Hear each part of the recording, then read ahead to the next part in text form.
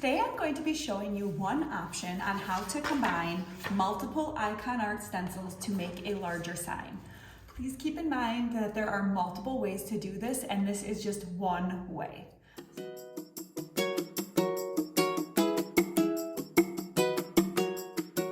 So if you're interested in making a large sign, but you only have a printer that can print 8.5 by 11, or you only have your 10 by 12 film and you don't have our 12 by 18 stencil film, then keep watching. So once you have your artwork designed the way you want it to be, then I like to set up my artboard to be the size of my finished sign so I know how big I can make my artwork.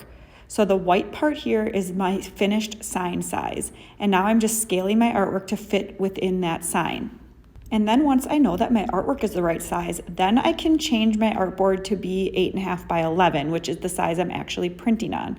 So I just cut that down and put my artwork on 8.5 by 11 on that side, and then on the right side as well. And I'm making sure to leave a little bit of the artwork on both printed sheets. So you can see that 4 is on both sheets, so that I'll be able to line it up exactly.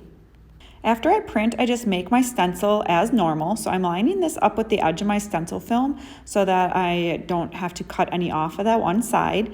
And then I'm going to expose the right side as well. So I'm just going to layer my stencil film, my artwork on top so I can read it, and then my clear cover sheet to add weight, rub down to make sure there's no air, and expose.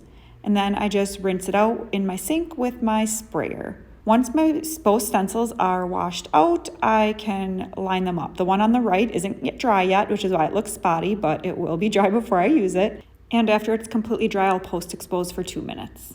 At this point, you have two options on how to move forward. You can either lay your first stencil down, squeegee on your ink, and let that completely dry, then line up your second stencil and add the ink. That's one option. Another option is the way we're going to do it, where we cut the stencil down to line up with each other, and we're just going to put the whole stencil on at one time and use the stencil all at once. So you can do either way. So we trimmed up our stencil so that it would line up exactly, and now we are just putting them both on the sign, adding a little tape to the area we needed, and adding the ink to the entire stencil. And we just do this as normal. Squeegee on your ink, we're using Speedball, and then you can remove the whole stencil at once, and you have your large design, even though you only use 10 by 12 stencils. Fix any little oopses, and there is your beautiful finished sign. So gorgeous. This would make the perfect wedding gift or housewarming gift.